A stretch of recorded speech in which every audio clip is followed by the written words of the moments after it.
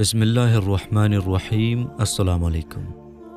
دوستو، آج کی اس ویڈیو میں ہم اور آپ ایک ایسے سوال کا جواب جانیں گے جس کے بارے میں جاننا ہر زمانے کے مسلمانوں کے لیے ضروری ہے۔ سوال یہ ہے کہ حضور پاک صلی اللہ تعالیٰ علیہ وسلم کی 11 شادیوں کے پاکیزہ مقاصد، یعنی حضور صلی اللہ تعالیٰ علیہ وسلم نے 11 شادیاں کیوں فرمائی۔ دوستو آخر تک ضرور دیکھا کیجیے، بہت ہی قیمتی باتیں ویڈیو میں ہوا کرتی ہیں۔ اس ویڈیو میں بھی بہت ہی قیمتی باتیں آپ کو بتائی جائیں گی، جن باتوں کو سننے کے بعد مجھے امید ہے کہ آپ مسلمان ہونے پر فخر کریں گے۔ تو سب سے پہلے یہ بات یاد رکھیں کہ جب سے حضور صلی اللہ تعالیٰ علیہ وسلم کے ذریعے اس دھرتی کے اوپر اسلام آیا، اللہ کے رسول صلی اللہ تعالیٰ علیہ وسلم نے اللہ کا پیغام دنیا والوں کے سامنے رکھا، اس وقت سے لے کر آج تک ہر زمانے میں مسلمانوں اور اسلام کے دشمن دنیا میں پیدا ہوتے رہے ہیں۔ تو اسلام کی شروعات سے لے کر آج تک جتنے بھی اسلام کے دشمن ہیں، وہ سب مذہب اسلام سے زیادہ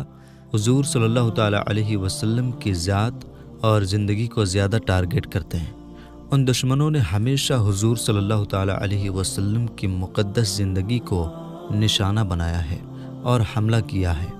وہ خوب جانتے ہیں کہ اگر رسول کریم صلی اللہ تعالیٰ علیہ وسلم کی مبارک زندگی اور ان کی پاکیزہ تعلیمات کو غلط انداز میں دنیا کے سامنے پیش کرنے میں کامیاب ہو گئے تو اسلام کی جو عمارت ہے وہ خود ہی زمین پر گر جائے گی۔ یہی وجہ ہے کہ مکہ کے کافر ہمیشہ حضور صلی اللہ تعالیٰ علیہ وسلم کو ٹارگیٹ کرتے رہے۔ کبھی ان لوگوں نے یہ کہا کہ حضور شاعر ہیں، کبھی تو یہ کہا کہ حضور جادوگر ہیں، اور کبھی انہوں نے یہ کہا کہ حضور دیوانہ ہے معاذ اللہ۔ اور جب تک حضور اس دنیا میں زندہ رہے، اسلام کے دشمنوں نے حضور کی زندگی کو ٹارگیٹ کیا، اور آج تک مکہ کے کافروں کو دل سے چاہنے والے لوگ حضور کی مبارک زندگی کو ٹارگیٹ کرتے رہے ہیں۔ اگر آج آپ دنیا کو دیکھیں گے تو کئی سنستھائیں ملیں گی جہاں پر غیر مسلموں کو اسلام سکھایا جاتا ہے، اور وہ اس لیے نہیں سکھایا جاتا کہ وہ اسلام کا پرچار کریں، بلکہ انہیں اسلام اس لیے سکھایا جاتا ہے تاکہ وہ اسلام پر حملہ کر سکیں۔ آج بہت سارے کرسچنز، یہودی اور کئی ہندو لوگ بھی حضور صلی اللہ تعالیٰ علیہ وسلم کی زندگی کو ٹارگیٹ کر رہے ہیں۔ کبھی تو وہ لوگ دنیا کو یہ دکھانا چاہتے ہیں کہ پیغمبر اسلام حضور صلی اللہ تعالیٰ علیہ وسلم معاذ اللہ دہشت گرد تھے، تو کبھی وہ دنیا کو یہ دکھانا چاہتے ہیں کہ دیکھو پیغمبر اسلام نے 11 شادیاں کی، اور یہ اس بات کی نشانی اور پہچان ہے کہ اسلام میں جو پیغمبر آئے وہ شہوت پرست اور نفس پرست تھے، اس لیے انہوں نے 11 شادیاں کی معاذ اللہ۔ تو آج آپ لوگ یہ جانیں گے کہ جو لوگ حضور صلی اللہ تعالیٰ علیہ وسلم کی مبارک زندگی پر حملہ کرتے ہیں 11 شادیوں کو لے کر، تو کیا ان کے گروؤں نے ایک سے زائد شادیاں کیا یا نہیں؟ پھر میں یہ بتاؤں گا کہ حضور رحمت عالم صلی اللہ تعالیٰ علیہ وسلم نے جو 11 شادیاں فرمائی، ان میں حکمت اور مصلحت کیا تھی۔ تو سب سے پہلے یہ بات یاد رکھیں کہ ایک سے زائد شادیوں کا رواج صرف اسلام ہی میں نہیں رہا ہے، بلکہ اسلام کے علاوہ جتنے بھی مذہب ہیں، ہر مذہب میں یہ رواج رہا ہے۔ ہندو مذہب میں رام چندر جی کے جو باپ ہیں راجہ دسرتھ، ان کی 3 بیویاں تھیں، سری کرشن جی کی سینکڑوں بیویاں تھیں، اور راجہ پانڈو کی 2 بیویاں تھیں۔ اسی طرح سے حضرت موسیٰ علیہ السلام جنہیں یہودی اپنا نبی مانتے ہیں، ان کی 4 بیویاں تھیں، اور حضرت یعقوب علیہ السلام جنہیں عیسائی کرسچنز اپنا نبی مانتے ہیں، ان کی 4 بیویاں تھیں۔ تو ایک سے زائد بیویاں رکھنے کا رواج صرف اسلام ہی میں نہیں بلکہ ہر زمانے میں رہا ہے اور ہر مذہب میں رہا ہے۔ تو جب ہر زمانے اور ہر مذہب میں رہا ہے تو پھر پیغمبر اسلام صلی اللہ تعالیٰ علیہ وسلم پر اعتراض کرنا یہ کیسے درست ہو سکتا ہے؟ پہلے آپ یہ بات یاد رکھیں کہ جن خوش نصیب عورتوں کو حضور صلی اللہ تعالیٰ علیہ وسلم کی بیویاں بننے کا مقام ملا، موقع ملا، ان کا نام کیا ہے؟ تو اللہ کے رسول صلی اللہ تعالیٰ علیہ وسلم نے سب سے پہلے ام المومنین حضرت خدیجۃ الکبریٰ رضی اللہ تعالیٰ عنہا کے ساتھ نکاح فرمایا، جبکہ اللہ کے رسول کی عمر شریف 25 سال اور حضرت خدیجہ رضی اللہ تعالیٰ عنہا کی عمر شریف 40 سال تھی۔ دوسرا نکاح اللہ کے رسول نے حضرت سودا بنت زمعہ رضی اللہ تعالیٰ عنہا کے ساتھ فرمایا، اس وقت اللہ کے رسول صلی اللہ تعالیٰ علیہ وسلم کی عمر شریف 50 سال اور حضرت سودا کی عمر قریب 55 سال تھی۔ تیسرا نکاح اللہ کے رسول صلی اللہ تعالیٰ علیہ وسلم نے ام المومنین حضرت عائشہ صدیقہ رضی اللہ تعالیٰ عنہا کے ساتھ کیا۔ اس وقت اللہ کے رسول صلی اللہ تعالیٰ علیہ وسلم کی عمر شریف 53 سال تھی اور حضرت عائشہ رضی اللہ تعالیٰ عنہا کی عمر بہت کم تھی۔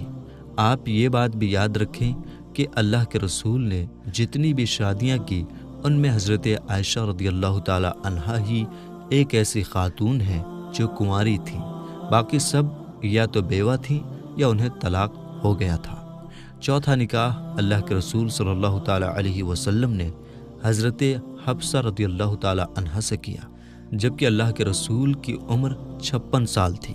پانچواں نکاح اللہ کے رسول صلی اللہ تعالیٰ علیہ وسلم نے حضرت زینب بنت خزیمہ رضی اللہ تعالیٰ عنہا کے ساتھ کیا، جبکہ اللہ کے رسول کی عمر شریف 56 سال تھی۔ چھٹا نکاح اللہ کے رسول صلی اللہ تعالیٰ علیہ وسلم نے ام المومنین ام سلمہ رضی اللہ تعالیٰ عنہا کے ساتھ کیا، جبکہ اللہ کے رسول صلی اللہ تعالیٰ علیہ وسلم کی عمر شریف 56 سال تھی۔ ساتواں نکاح اللہ کے رسول صلی اللہ تعالیٰ علیہ وسلم نے حضرت زینب بنت جہش رضی اللہ تعالیٰ عنہا کے ساتھ کیا، جبکہ آپ کی عمر شریف 58 سال تھی۔ آٹھواں نکاح اللہ کے رسول صلی اللہ تعالیٰ علیہ وسلم نے حضرت جویریہ رضی اللہ تعالیٰ عنہا کے ساتھ کیا، جبکہ آپ کی عمر شریف 58 سال تھی۔ نواں نکاح اللہ کے رسول صلی اللہ تعالیٰ علیہ وسلم نے حضرت صفیہ رضی اللہ تعالیٰ عنہا کے ساتھ کیا، جبکہ اللہ کے رسول کی عمر شریف 60 سال تھی۔ 10واں نکاح اللہ کے رسول صلی اللہ تعالیٰ علیہ وسلم نے حضرت ام حبیبہ رضی اللہ تعالیٰ عنہا کے ساتھ کیا، جبکہ اللہ کے رسول کی عمر شریف 60 سال تھی۔ 11واں نکاح اللہ کے رسول صلی اللہ تعالیٰ علیہ وسلم نے حضرت میمونہ رضی اللہ تعالیٰ عنہا کے ساتھ کیا، جبکہ اللہ کے رسول صلی اللہ تعالیٰ علیہ وسلم کی عمر شریف 60 سال تھی۔ حضور صلی اللہ تعالیٰ علیہ وسلم نے جو ایک سے زائد شادیاں کی وہ اس وجہ سے نہیں کی کہ حضور پر شہوت اور نفس پرستی کا غلبہ تھا، معاذ اللہ، بلکہ حضور صلی اللہ تعالیٰ علیہ وسلم نے ایک سے زائد 11 شادیاں جو فرمائیں اس میں بہت بڑی حکمت اور مصلحت ہے، اور ان شادیوں کے بڑے پاکیزہ مقاصد ہیں۔ اللہ کے رسول صلی اللہ تعالیٰ علیہ وسلم نے جوانی کے عالم میں 25 سال کی عمر شریف میں ایک 40 سال کی بیوہ خاتون ام المومنین حضرت خدیجہ رضی اللہ تعالیٰ عنہا سے نکاح فرمایا۔ اس وقت حضرت خدیجہ رضی اللہ تعالیٰ عنہا کی عمر شریف 40 سال تھی، اور جب تک ام المومنین حضرت خدیجۃ الکبریٰ رضی اللہ تعالیٰ عنہا زندہ رہیں اللہ کے رسول نے دوسری شادی نہیں کی، جبکہ اس سے پہلے حضرت خدیجۃ الکبریٰ رضی اللہ تعالیٰ عنہا 2 بار بیوہ ہو چکی تھیں، اور دونوں کے یہاں انہیں اولاد بھی ہوئی تھی۔ اللہ کے رسول صلی اللہ تعالیٰ علیہ وسلم نے 50 سال کی عمر تک ایک بیوہ عورت کے ساتھ گزار دیا۔ آپ سوچیں، اگر کسی شخص میں نفسانی خواہشات کا غلبہ ہو، شہوت کا غلبہ ہو، تو کیا وہ جوانی کے عالم میں 25 سال کی عمر میں ایک بیوہ عورت کے ساتھ زندگی گزارنے کا فیصلہ کرے گا؟ ہرگز نہیں کر سکتا۔ لیکن اللہ کے رسول صلی اللہ تعالیٰ علیہ وسلم نے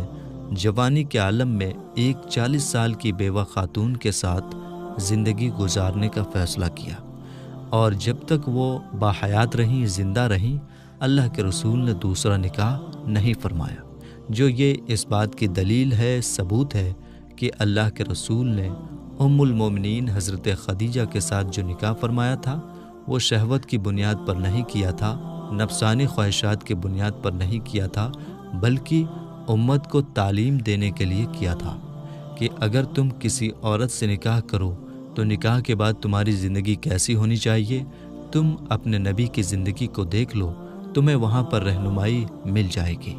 تمہیں وہاں پر راستہ مل جائے گا۔ ام المومنین حضرت خدیجۃ الکبریٰ کے بعد اللہ کے رسول نے جو شادیاں کی اس کی کئی وجہیں ہیں۔ حضرت خدیجہ رضی اللہ تعالیٰ عنہا کے انتقال کے بعد اللہ کے رسول صلی اللہ تعالیٰ علیہ وسلم نے جس خوش نصیب عورت سے نکاح فرمایا وہ حضرت سودا بنت زمعہ ہیں۔ حضرت سودا رضی اللہ تعالیٰ عنہا کا تعلق قریش کے قبیلہ بنو عبد شمس سے تھا اور وہ قبیلہ اسلام کا سخت دشمن تھا، لیکن اللہ کی مرضی حضرت سودا بنت زمعہ اسلام کی دولت سے مالا مال ہو جاتی ہیں۔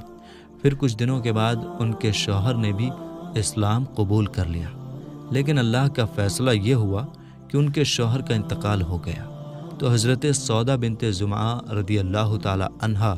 بے یار و مددگار ہو گئیں۔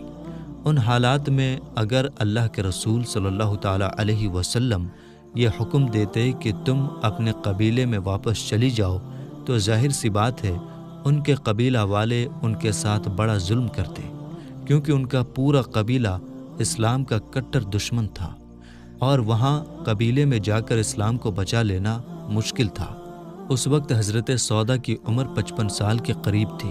یہ عمر وہ تھی جس میں یہ بہت ہی کم چانس تھا کہ کوئی شخص ان کے ساتھ نکاح کرتا، تو اللہ کے رسول صلی اللہ تعالی علیہ وسلم نے انہیں سہارا دینے کے لیے، ان کے دین کو بچانے کے لیے ان سے نکاح فرمایا۔ تو پتہ چلا کہ اللہ کے رسول نے حضرت سودا کے ساتھ جو نکاح فرمایا وہ نفس پرستی اور شہوت کی بنیاد پر نہیں، بلکہ انہیں سہارا دینے کے لیے کیا، ان کی زندگی کو بہتر اور خوشگوار بنانے کے لیے کیا۔ آپ اگر اسلام کے اتہاس کو پڑھیں گے تو دیکھیں گے کہ جنگ احد میں 70 صحابہ رضی اللہ عنہم اجمعین شہید ہو گئے، آدھے سے زیادہ گھرانے بے آسرا ہو گئے، بیوہ عورتوں اور یتیم بچوں کا کوئی سہارا نہیں رہا۔ تو اس مسئلے کو حل کرنے کے لیے نبی کریم صلی اللہ تعالی علیہ وسلم نے اپنے صحابہ، اپنے جانثاروں کو بیوہ عورتوں سے شادی کرنے کے لیے فرمایا، اور ان لوگوں کے اندر دلچسپی پیدا کرنے کے لیے اللہ کے رسول نے سب سے پہلے خود ہی یہ کام کیا۔ چنانچہ اللہ کے رسول نے حضرت خدیجۃ الکبریٰ رضی اللہ تعالی عنہا کے بعد سب سے پہلے بیوہ حضرت سودا رضی اللہ تعالی عنہا سے نکاح فرمایا۔ ان کے بعد ام المومنین ام سلمہ رضی اللہ تعالی عنہا سے نکاح فرمایا۔ پھر ان کے بعد حضرت زینب بنت خزیمہ رضی اللہ تعالی عنہا کے ساتھ نکاح فرمایا، اور آپ کے دیکھا دیکھی صحابہ اکرام رضی اللہ تعالی عنہم اجمعین نے بیوہ عورتوں سے شادیاں کی، جس کی وجہ سے بے آسرا عورتوں کے گھر آباد ہو گئے اور یتیم بچوں اور بچیوں کو سہارا مل گیا۔ اور ایک دوسری وجہ یہ ہے کہ عرب میں لوگ زیادہ سے زیادہ شادیاں کرتے تھے، اور ان شادیوں کا مقصد یہ ہوتا تھا کہ جس قبیلے میں شادی کی جا رہی ہے اس قبیلے کو اپنے سے قریب کرنا۔ تو اللہ کے رسول صلی اللہ تعالی علیہ وسلم نے جو کئی شادیاں فرمائی، ان کی ایک حکمت یہ بھی تھی کہ جن قبیلوں میں اللہ کے رسول صلی اللہ تعالی علیہ وسلم نکاح فرما رہے ہیں وہ قبیلے والے حضور کے قریب آ جائیں اور حضور کے پیغام کو قبول کر لیں، کیونکہ عربوں میں دستور تھا کہ جو شخص ان کا داماد بن جاتا اس کے خلاف جنگ کرنا اپنی عزت کے خلاف سمجھتے تھے۔ حضرت ابو سفیان رضی اللہ تعالی عنہ اسلام لانے سے پہلے حضور صلی اللہ تعالی علیہ وسلم کے بہت بڑے دشمن تھے، مگر جب ان کی بیٹی ام حبیبہ رضی اللہ تعالی عنہا سے حضور کا نکاح ہوا تو یہ دشمنی کم ہو گئی۔ ہوا یہ کہ ام حبیبہ رضی اللہ تعالی عنہا شروع میں مسلمان ہو کر اپنے مسلمان شوہر کے ساتھ حبشہ ہجرت کر گئیں۔ وہاں ان کا شوہر نصرانی ہو گیا، یعنی عیسائی بن گیا۔ حضرت ام حبیبہ رضی اللہ تعالی عنہا نے اپنے شوہر سے طلاق لے لیا اور بہت مشکلوں کے بعد گھر پہنچی۔ حضور صلی اللہ تعالی علیہ وسلم نے ان کی حوصلہ افزائی کے لیے ان سے نکاح فرما لیا۔ اسی طرح سے ام المومنین حضرت جویریہ رضی اللہ عنہا کے باپ قبیلہ مستلق کا سردار تھا۔ یہ قبیلہ مکہ مکرمہ اور مدینہ منورہ کے بیچ رہتا تھا۔ حضور نے اس قبیلے کے ساتھ جنگ کیا، ان کا سردار مارا گیا۔ حضرت جویریہ رضی اللہ عنہا قید ہو کر ایک صحابی رضی اللہ تعالی عنہ کے حصے میں آئیں۔ صحابہ اکرام نے مشورہ کر کے سردار کی بیٹی کا نکاح حضور صلی اللہ تعالی علیہ وسلم کے ساتھ کر دیا، اور اس نکاح کی برکت یہ ہوئی کہ قبیلہ کے 100 گھر والے آزاد ہوئے اور سب مسلمان ہو گئے۔ اسی طرح خیبر کی لڑائی میں یہودی سردار کی بیٹی ام المومنین حضرت صفیہ رضی اللہ عنہا ایک صحابی رضی اللہ تعالی عنہ کے حصے میں آئی۔ صحابہ اکرام رضی اللہ تعالی عنہم نے مشورے سے ان کا نکاح حضور صلی اللہ تعالی علیہ وسلم کے ساتھ کر دیا۔ اسی طرح حضرت میمونہ رضی اللہ تعالی عنہا سے نکاح کی وجہ سے نجد کے علاقے میں اسلام پھیلا۔ ان شادیوں کا مقصد یہ بھی تھا کہ حضور صلی اللہ تعالی علیہ وسلم کے قریب لوگ آ سکیں اور نبی کی زندگی کو دیکھ کر اسلام قبول کر لیں۔ ام المومنین حضرت ماریہ رضی اللہ تعالی عنہا سے نکاح بھی اسی سلسلے کی ایک کڑی تھی۔ حضرت ماریہ رضی اللہ تعالی عنہا پہلے عیسائی تھیں اور ان کا تعلق ایک بادشاہ کے خاندان سے تھا۔ ان کو بادشاہ نے گفٹ کے طور پر حضور صلی اللہ تعالی علیہ وسلم کی خدمت میں بھیجا تھا۔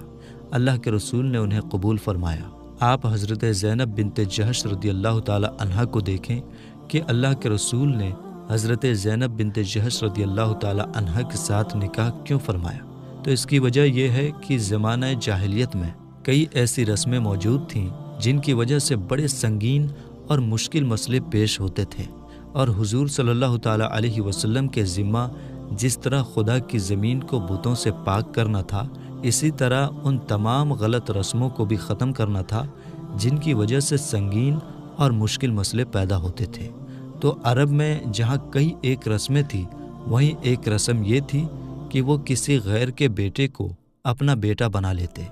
کہ اگر ایک شخص کسی اجنبی کے بیٹے کو کہہ دیتا کہ تو میرا بیٹا ہے، تو اس کی اس بات سے وہ اس کا بیٹا بن جاتا اور اس کو ایک سگے بیٹے کا درجہ دیا جاتا۔ اللہ کے رسول صلی اللہ تعالی علیہ وسلم نے عربوں کے دستور کے مطابق حضرت زید بن حارثہ رضی اللہ تعالی عنہ کو اپنا بیٹا بنایا تھا اور اپنی پھوپھی کی بیٹی حضرت زینب بنت جہش کے ساتھ ان کا نکاح کر دیا۔ اللہ تعالیٰ نے دوسرے کے بیٹے کے متعلق جو غلط رسمیں تھیں انہیں ختم کرنے کے لیے اللہ کے رسول صلی اللہ تعالیٰ علیہ وسلم سے فرمایا کہ حضرت زید بن حارثہ حضرت زینب کو طلاق دیں، اور جب عدت گزر جائے تو حضور حضرت زینب کے ساتھ نکاح کر لیں۔ اللہ کے رسول کو یہ ڈر تھا کہ اس نکاح کی صورت میں اسلام کے جو دشمن ہیں وہ حضور پر انگلی اٹھائیں گے۔ تو اللہ تعالیٰ نے آپ صلی اللہ تعالیٰ علیہ وسلم سے فرمایا کہ آپ کو انسانوں سے ڈرنے کی ضرورت نہیں ہے، آپ تو صرف اور صرف خدا سے ڈریں۔ تو یہاں پر اللہ کے رسول صلی اللہ تعالیٰ علیہ وسلم نے حضرت زینب بنت جہش کے ساتھ جو نکاح فرمایا وہ ایک غلط رسم کو ختم کرنے کے لیے، وہ اس طور پر کہ اگر ہم نے کسی غیر کے بیٹے کو اپنا بیٹا بنا لیا تو وہ سگے بیٹے کے درجے میں نہیں آ سکتا، جیسے سگے بیٹے کی بیوی کے ساتھ سسر کا نکاح نہیں ہو سکتا۔ لیکن اللہ کے رسول صلی اللہ تعالیٰ علیہ وسلم نے حضرت زید کو اپنا بیٹا بنایا تھا اور ان کی بیوی حضرت زینب کے ساتھ اللہ کے رسول نے نکاح فرمایا۔ تو یہ اس بات کی دلیل اور نشانی ہے کہ منہ بولا بیٹا سگے بیٹے کی جگہ نہیں لے سکتا۔ منہ بولا بیٹے کے لیے وہی حکم ہے جو دوسرے انسان کا حکم ہے۔ تو جس طرح سے غیر سے ایک عورت کے لیے پردہ کرنا ضروری ہے، اسی طرح سے منہ بولا بیٹے سے بھی پردہ کرنا ضروری ہے۔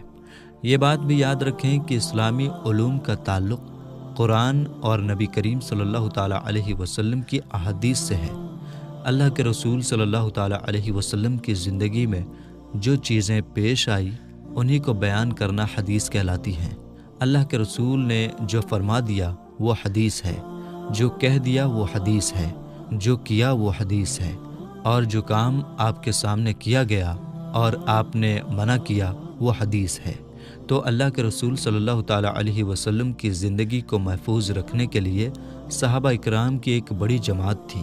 تو ضرورت تھی کہ عورتوں میں بھی ایک ایسی جماعت ہو جو حضور کی زندگی کو محفوظ رکھے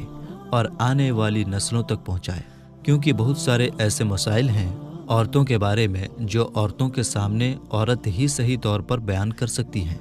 کیونکہ ایک عورت مرد کے سامنے مکمل طور پر مسئلے کو ظاہر نہیں کر پائے گی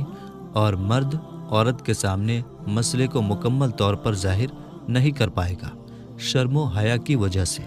لیکن ایک عورت دوسری عورت کے سامنے مکمل طور پر مسئلے کو واضح کر سکتی ہے، تو اس کام کے لیے اللہ تعالیٰ نے اپنے رسول صلی اللہ تعالیٰ علیہ وسلم کو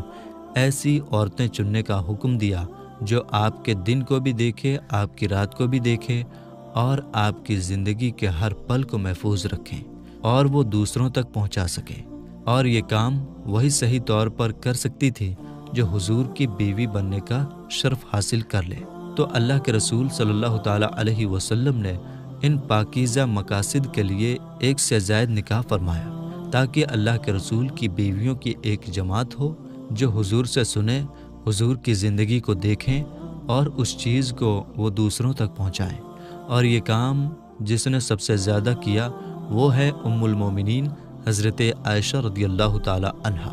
اللہ تعالیٰ نے ام المومنین حضرت عائشہ رضی اللہ تعالی عنہا کو بڑا ذہین بنایا تھا۔ انہوں نے حضور سے جو کچھ سنا اور دیکھا انہوں نے محفوظ رکھا اور ویسے ہی دوسروں تک پہنچایا۔ یہاں تک کہ کئی بار ایسا ہوا کہ مسئلے کو حل کرنے کے لیے صحابہ اکرام کے لیے مشکلیں پیش آئیں، تو اس مسئلے کو حل کرنے کے لیے صحابہ اکرام ام المومنین حضرت عائشہ کی بارگاہ میں آئے اور حضرت عائشہ نے اس مسئلے کو بالکل آسانی کے ساتھ حل کر دیا۔ تو خلاصہ یہ ہے کہ حضور صلی اللہ تعالیٰ علیہ وسلم نے جو 11 شادیاں فرمائیں وہ نفس پرستی اور شہوت کی بنیاد پر نہیں کیا، بلکہ حکمتوں اور مصلحتوں کی وجہ سے کیا۔ جیسے آپ دیکھیں کہ حضور جس زمانے میں تشریف لائے اس زمانے میں بیواؤں کا کوئی سہارا نہیں تھا، بیواؤں کو اچھوت سمجھا جاتا تھا، انہیں انسان نہیں سمجھا جاتا تھا۔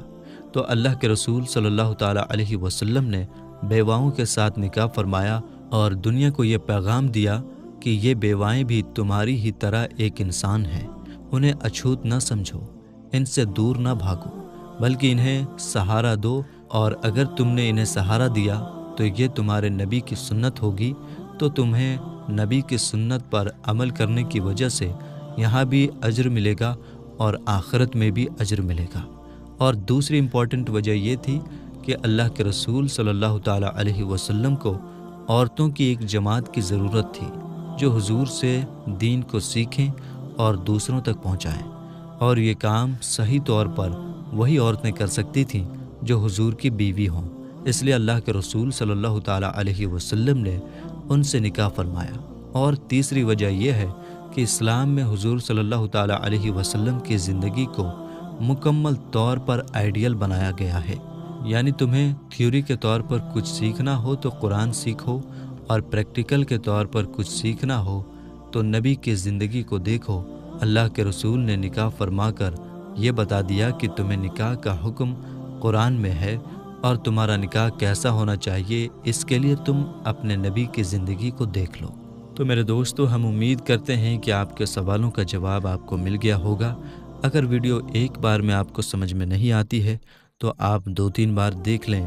ویڈیو بہت ہی امپورٹنٹ ہے، بہت ہی محنت کے بعد ویڈیو بنائی گئی ہے۔ ملیں گے انشاءاللہ تعالیٰ پھر ایک نئی ویڈیو کے ساتھ، تب تک کے لیے السلام علیکم، اللہ حافظ۔